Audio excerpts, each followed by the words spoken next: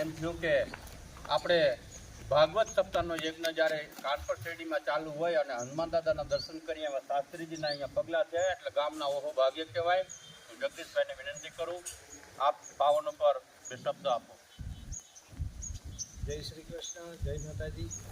કાનપર શેરડી મુકામે છૈયા પરિવાર દ્વારા આયોજિત શ્રીમદ ભાગવત સપ્તાહ જ્ઞાન યજ્ઞ આજે પંચમ દિવસના કથા સત્ર પછી અહીંયા મહાવીર અને માના દર્શન કરવામાં એવી સમિતિ રૂપે રાજુલા તાલુકાનું ત્યાંથી જે બાબરિયાવાડ વિસ્તારમાંથી પધારી અને આપણા જ્યારે આ બારાડી વિસ્તારમાં આવ્યા છે ત્યારે એક પંક્તિ યાદ આવે કે કુરુક્ષેત્રના ડગલે ડગલે તેમાંય અર્જુન હું થનાર, કિંતુ ક્યાં છે પેલો ગીતાનો ગાનાર.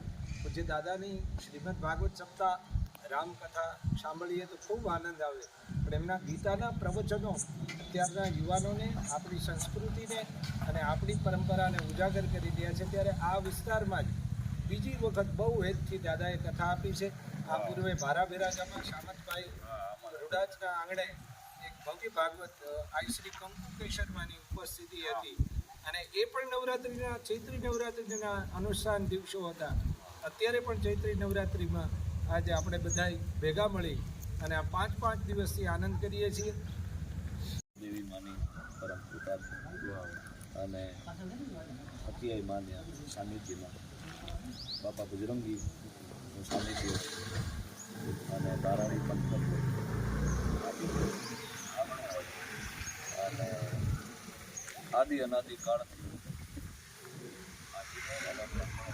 એક ખૂબ નજીકનો નિકટ નાતો છે. ભગવાન કૃષ્ણ સાંદીપની મુનિના આશ્રમમાં ભણવા ગયા, એમની પાસેથી દીક્ષા લીધી.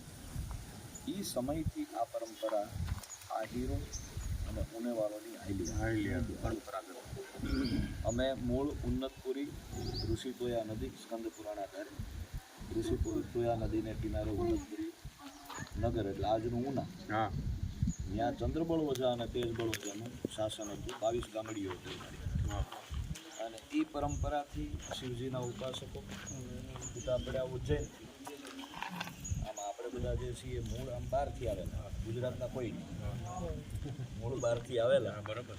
અને અહીંયા આવીને ભગવાન દ્વારકાનાથના સમયથી ભગવાન દ્વારકાનાથ જ્યારે આવ્યા ત્યારે ભેગા બ્રાહ્મણોને લઈએ અને પછી બ્રાહ્મણો ધીમે ધીમે ગુજરાતમાં ક્ષત્રિયો વધ્યા અને આહિર સમાજ લગભગ જેટલા છે એ બધા ગુજરાતમાં આવેલા. પણ ફરી એકવાર હૃદયનો રાજી યાદવના આંગણે જે શ્રી કૃષ્ણની કથા, પણ આનાથી મોટો બીજો સંયોગ સારો બીજો હોઈ શકે નહીં.